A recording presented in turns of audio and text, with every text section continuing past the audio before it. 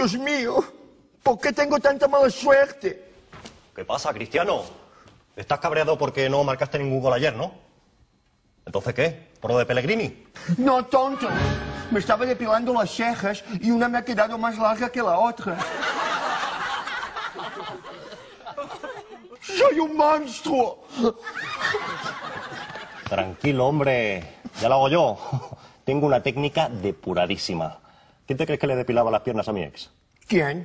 Pues yo, joder. Soy tan bueno que no te vas ni a enterar. Bueno, pero con cariño, que tengo la piel muy sensible. ¡Guau! Ya te he dicho, has quedado cañón. Espejito, espejito, dime, ¿quién es el jugador que tiene la piel más suave del mundo?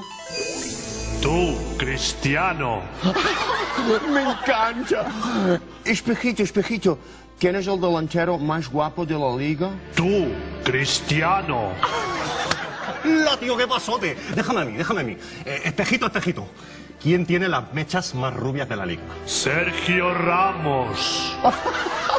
Vaya mierda, espejo. Espejito, espejito, ¿quién es el mejor jugador del mundo? No sabría decirte.